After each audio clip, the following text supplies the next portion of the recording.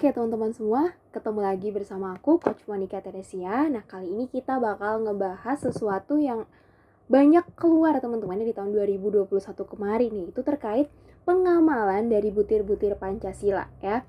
Sebelum kita nanti masuk ke soal, kita akan tahu dulu nih kira-kira butir-butir dari pengamalan Pancasila itu apa aja sih teman-teman ya, berserta dengan soal-soal yang masih mudah ya. Nanti di video berikutnya kita akan masuk ke soal-soal yang lebih hot lagi.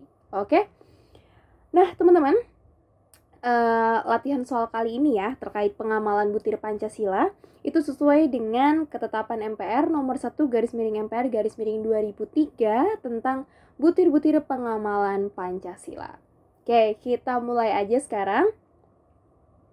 Nah ya, ini ya, Pancasila itu ada 5 sila teman-temannya. Dari zaman SD, teman-teman setiap upacara bendera pasti ya nyebutin 5 sila Pancasila.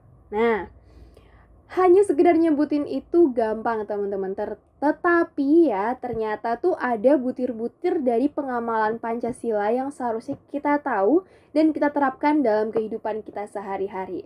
Nah, menurut ketetapan MPR nomor 2/MPR/1978 tentang Eka Prasetya Pancakarsa ya, terdapat 36 butir pengamalan Pancasila. Sedangkan menurut ketetapan MPR nomor 1/MPR/2003 tentang butir-butir pengamalan Pancasila, ini terdapat 45 butir pengamalan Pancasila. Nah, ini nanti yang akan kita bahas, teman-teman.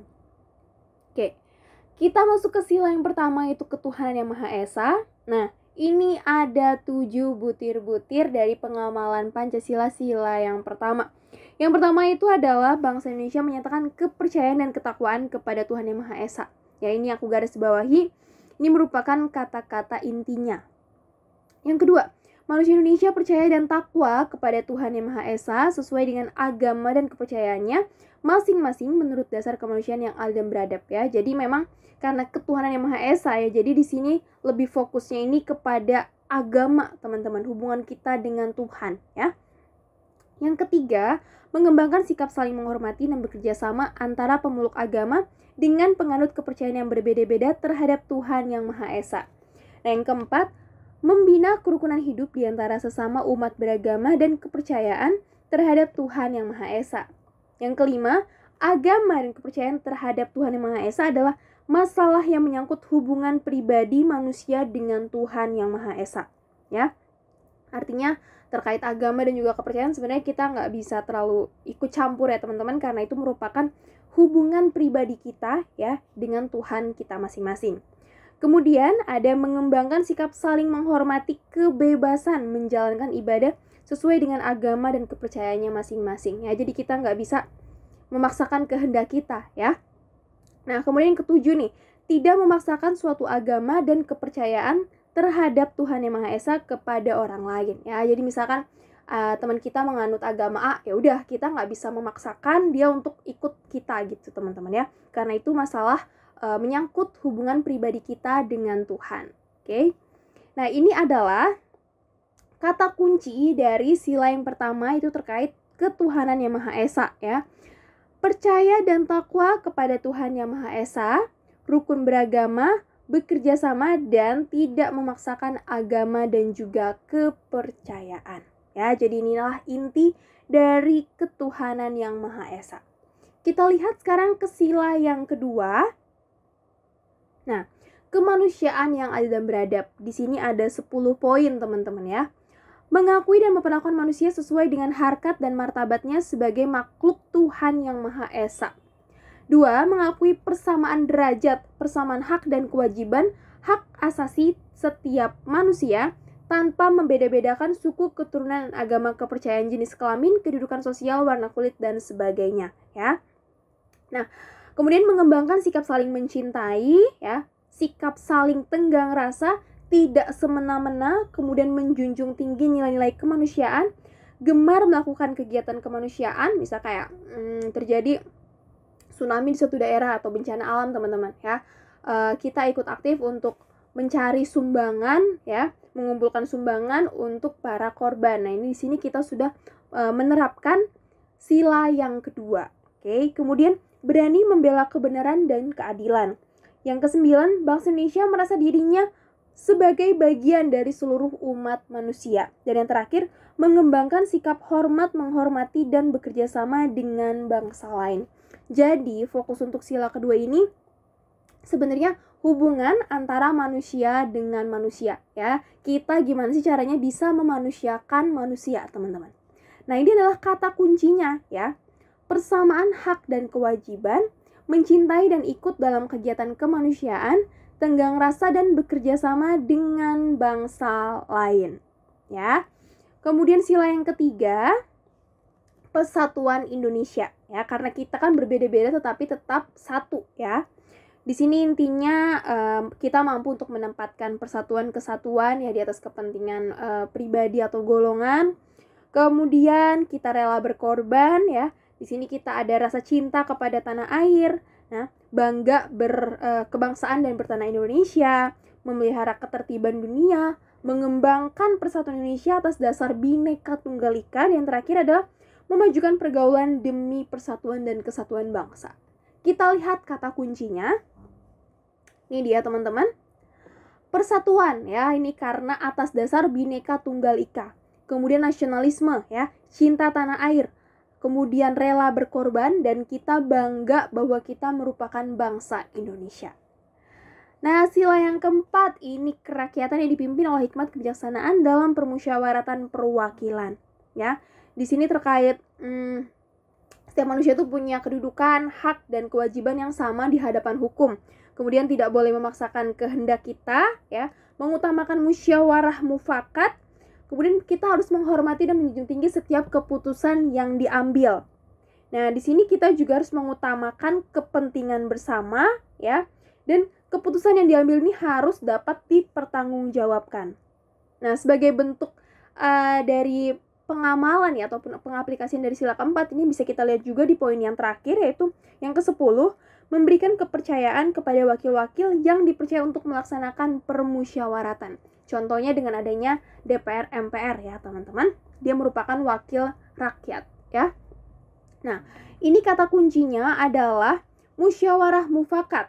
Kemudian tidak memaksakan kehendak, menerima dan menghormati hasil keputusan, dan percaya kepada wakil-wakil, ya. Yang terakhir adalah sila yang kelima, keadilan bagi seluruh rakyat Indonesia. Oke, di sini kita mencerminkan sikap kekeluargaan dan gotong royong, kemudian sikap adil, ya, keseimbangan hak dan kewajiban, menghormati hak orang lain, suka memberi pertolongan kepada orang lain agar dapat berdiri sendiri, kemudian tidak melakukan pemerasan, tidak melakukan pemborosan, tidak merugikan kepentingan umum, suka bekerja keras, suka menghargai hasil karya orang lain, dan juga suka melakukan kegiatan dalam rangka mewujudkan kemajuan yang merata dan berkeadilan sosial. Kata kuncinya apa, teman-teman? Nah, ini ya, perbuatan luhur, kekeluargaan, gotong royong, hak kewajiban seimbang, tidak boros, tidak melakukan pemerasan, tidak merugikan kepentingan umum, dan menghargai hasil karya orang lain. Oke, itu adalah secara teorinya, teman-teman. Kita akan coba bahas ke soal, ya. Oke, sebelum masuk ke soal, buat teman-teman nih yang masih bingung mau belajar apa dan di mana, CPNS di sini siap membantu teman-teman untuk belajar persiapan seleksi CPNS ya. Jadi di sini terdapat materi lengkap mulai dari TWK, kemudian ada TIU dan TKP. Dalam bentuk apa sih, Kak? Dalam bentuk teks maupun video ya. Jadi ribuan soal itu super HOTS nih teman-teman. Dan juga terdapat tryout dengan sistem CAT. Jadi jangan lupa gabung bersama kita di Bimbel Ayu CPNS. Oke, nah ini dia teman-teman ya. Pada suatu hari raya agama umat muslim, Maria ikut serta membantu menjaga keamanan di area sekitar masjid. Maria dikenal sebagai orang Kristiani yang taat beragama. Sikap Maria dalam membantu menjaga keamanan di area sekitar masjid termasuk pengamalan sila Pancasila yang keberapa teman-teman? Oke, kita lihat. Merupakan pengamalan sila yang pertama, butir ketiga ya, dimana di situ dikatakan bahwa mengembangkan sikap saling menghormati dan bekerja sama antara pemeluk agama dengan penganut kepercayaan yang berbeda-beda terhadap Tuhan yang Maha Esa. Oke, jelas ya? Ini masih soal yang mudah. Kita coba lihat ke soal yang kedua. Tidak bermewah-mewahan dan bersikap hemat adalah contoh pengamalan sila ke berapa, teman-teman? Oke, tadi kita udah bahas nih. Tidak boros. Sila yang keberapa? Sila yang kelima. Kita lihat, teman-teman. Oke, ini dia ya. Butir sila yang kelima. Tepatnya di butir yang kedua. Tidak menggunakan hak milik untuk hal-hal yang bersifat pemborosan dan gaya hidup mewah. Oke, aman ya? Kita lanjut lagi ke soal yang ketiga. Menghargai hasil karya orang lain adalah wujud pengamalan Pancasila, yaitu sila ke berapa kira-kira? Oke, kita lihat. Yap, masih sila yang kelima, butir ke-10.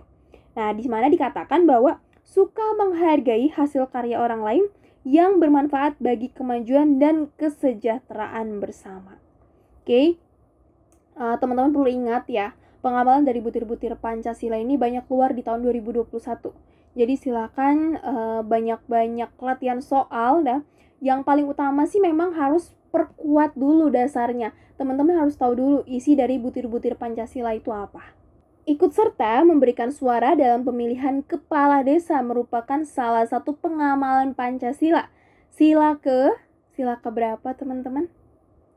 Ini terkait pemilihan umum lah ya.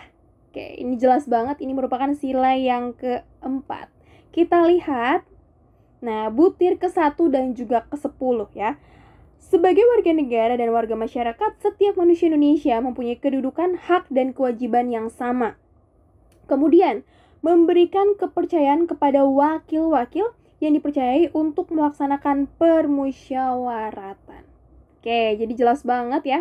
Untuk hal terkait memberikan suara dalam pemilihan umum, kemudian musyawarah mufakat, yaitu merupakan pengamalan dari sila yang keempat, teman-teman. Oke, kita sekarang masuk ke soal yang kelima. Plagiarisme merupakan salah satu tindakan yang melanggar sila kira-kira sila keberapa, teman-teman?